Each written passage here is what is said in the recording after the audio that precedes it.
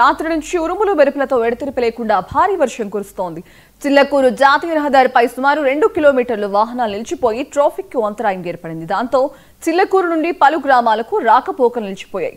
రాత్రి నుంచి గూడూరు రూరల్ ప్రాంతాల్లో విద్యుత్ కు అంతరాయం ఏర్పడింది. మరోవైపు గూడూరు నుంచి విందూరు సైదాపురం వెళ్లే మార్గంలో రాకపోకలు నిలిచిపోయాయి. గూడూరులో అత్యధికంగా 212.4 మీటర్ల వర్షపాతం నమోదైంది.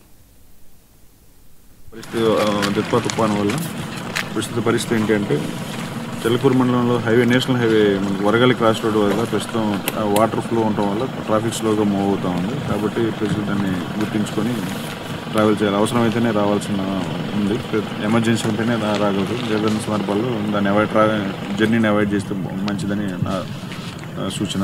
అట్లాగే చిల్లకూరు మండలంలో మనకి పారిచెర్లవారిపాలెం విలేజ్ దగ్గర దాదాపుగా కలుసు 4 అడుగులు పోతూ ఉంది, 3 నుంచి 4 అడుగుల మధ్యలో వెళ్తూ ఉంది.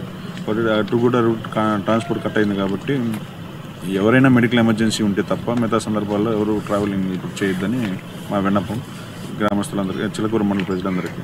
అలాగే మనకి తిప్పకొండపాలెం దగ్గర విలేజ్కి దాదాపు 7 నుంచి 8 అడుగుల ఎత్తులో వాటర్ పోతా ఉంది. విలేజ్కి కొద్దిగా కమ్యూనికేషన్ కట్ అయిపోయింది.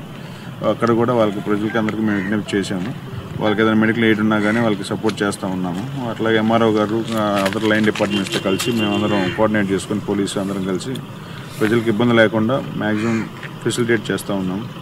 అట్లాగే మనకి తమిళపట్నం, వరగాలి, మోమిడి విలేజ్కి ఎస్టీ కాలనీస్లో కొంత వాటర్ వచ్చిందని చెప్తా ఉన్నారు.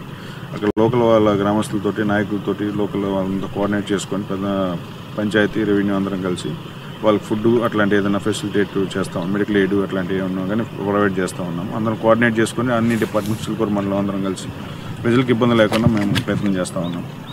అట్లాగే ప్రజలు కూడా మాకు సహకరించాలి. వాటర్ లోతు ఎంత ఉంది, ఎట్లా ఉందనేది చాలా పాయింట్లు తెలియట్లేదు. కాబట్టి ప్రజలు పబ్లిక్ మూవ్మెంట్ అనేది వాటర్ పాయింట్లకి వెళ్లకుండా ఉండి ఇళ్లలో ఉంటే ప్రమాదం లేకుండా ఉంటుంది, ప్రాణాలకు ప్రమాదం లేకుండా ఉంటుంది. మాకు సహకరించినట్లు ఉంటుంది. ఏదైనా ఎమర్జెన్సీ ఉందంటే మాకు ఎమ్మటే ఇన్ఫార్మ్ చేస్తే 112 కానీ లేదా కన్సర్న్ లోకల్